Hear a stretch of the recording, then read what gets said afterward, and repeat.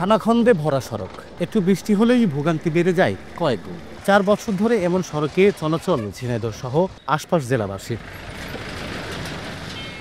2020 সালে ঝিনাইদহ যশোর মহাসড়ক 6 লেনে উন্নীতকরণের প্রকল্প হাতে নেওয়া হয়। 4 বছর পেরিয়ে গেলেও এখনো বাকি প্রকল্পের সিকিভাগ কাজ। প্রকল্পের আওতায় শহরের বাইপাস চুটলিয়া মোড় এলাকায় শেষ হয়েছে ফ্লাইওভারের পাইলিংয়ের কাজ। ধোবাঘাটা সেতুর জন্য তৈরি করা হয়েছে ব্রিজের গার্ডার, আর করা হয়েছে কয়েকটি কালভার্টের কিছু অংশের উন্নয়ন, কিন্তু সড়কের মূল উন্নয়ন কাজ এখনো শুরু হয়নি। 6 লেনের রাস্তা হবে বলে যে রাস্তা যে ভাঙা, রাস্তার যে বেহাল দশা, এইটাও সংস্কার হচ্ছে না। ধুলোবালিতে যানজটের কারণে আমাদের সাধারণ মানুষের অনেক দুর্ভোগ হচ্ছে। কাজের যে গতি, তাতে মনে করেন খুবই নিম্নমানের গতিতে কাজ চলছে। আমাদের রাস্তার যে অবস্থা, আমরা ঠিকভাবে যানবাহন চলাচল করতে পারি না, আমাদের যাতায়াতে কষ্ট হয়।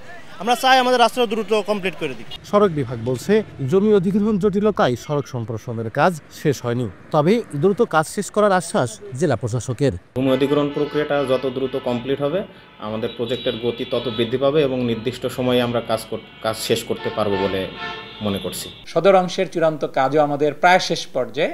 সামান্য কিছু হয়তোবা মন্ত্রণালয়ে আমরা লিখেছি, সেটা আবার জবাব আসবে। আমরা আশাবাদী যে আগামী 1 থেকে 1.5 মাসের মধ্যে আমাদের সদর অংশেরও সকল কাজ আমরা ক্লোজ করতে পারবো। 2020 সালের 24 নভেম্বরে শুরু হওয়া প্রকল্পটি 2026 সালের জুনে শেষ হওয়ার কথা রয়েছে।